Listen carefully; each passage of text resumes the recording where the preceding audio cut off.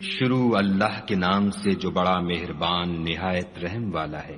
نون قلم کی اور جو اہل قلم لکھتے ہیں اس کی قسم کہ اے محمد صلی اللہ علیہ وآلہ وسلم، تم اپنے پروردگار کے فضل سے دیوانے نہیں ہو، اور تمہارے لیے بے انتہا اجر ہے، اور تمہارے اخلاق بڑے عالی ہیں۔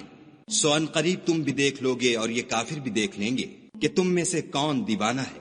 تمہارا پروردگار اس کو بھی خوب جانتا ہے جو اس کے رستے سے بھٹک گیا، اور ان کو بھی خوب جانتا ہے جو سیدھے رستے پر چل رہے ہیں۔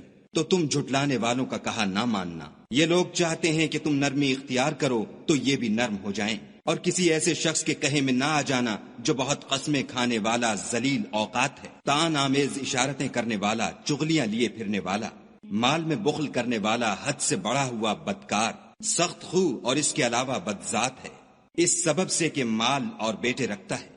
جب اس کو ہماری آیتیں پڑھ کر سنائی جاتی ہیں تو کہتا ہے کہ یہ اگلے لوگوں کے افسانے ہیں، ہم ان قریب اس کی ناک پر داغ لگائیں گے۔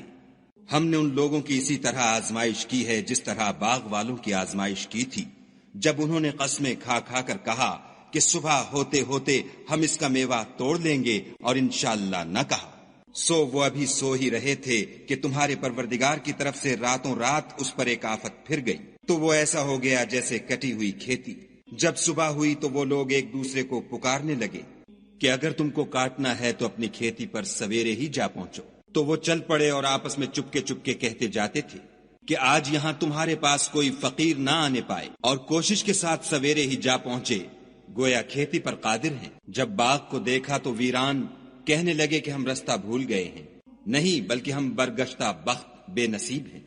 ایک جو ان میں فرزانہ تھا بولا، کیا میں نے تم سے نہیں کہا تھا کہ تم تسبیح کیوں نہیں کرتے؟ تب وہ کہنے لگے کہ ہمارا پروردگار پاک ہے، بے شک ہم ہی قصوروار تھے۔ پھر لگے ایک دوسرے کو رو در رو ملامت کرنے، کہنے لگے ہائے شامت، ہم ہی حد سے بڑھ گئے تھے۔ امید ہے کہ ہمارا پروردگار اس کے بدلے میں ہمیں اس سے بہتر باغ عنایت کرے۔ ہم اپنے پروردگار کی طرف رجوع لاتے ہیں۔ دیکھو عذاب یوں ہوتا ہے، اور آخرت کا عذاب اس سے کہیں بڑھ کر ہے، کاش یہ لوگ جانتے ہوتے۔ پرہیزگاروں کے لیے ان کے پروردگار کے ہاں نعمت کے باغ ہیں۔ کیا ہم فرما برداروں کو نافرمانوں کی طرح نعمتوں سے محروم کر دیں گے؟ تمہیں کیا ہو گیا ہے، کیسی تجویزیں کرتے ہو؟ کیا تمہارے پاس کوئی کتاب ہے جس میں یہ پڑھتے ہو کہ جو چیز تم پسند کرو گے وہ تم کو ضرور ملے گی؟ یا تم نے ہم سے قسمیں لے رکھی ہیں جو قیامت کے دن تک چلی جائیں گی کہ جس شے کا تم حکم کرو گے وہ تمہارے لیے حاضر ہوگی؟ ان سے پوچھو کہ ان میں سے اس کا کون ذمہ لیتا ہے؟ کیا اس قول میں ان کے اور بھی شریک ہیں؟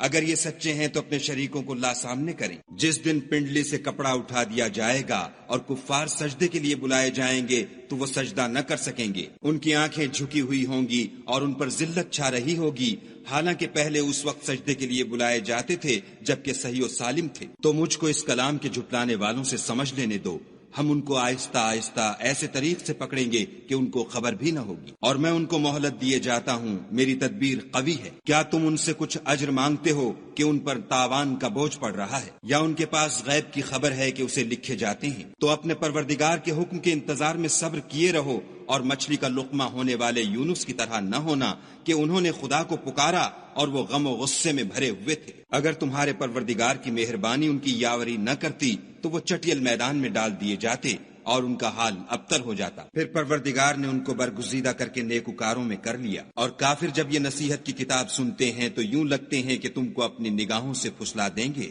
اور کہتے ہیں کہ یہ تو دیوانہ ہے۔ اور لوگو، یہ قرآن اہل عالم کے لیے نصیحت ہے۔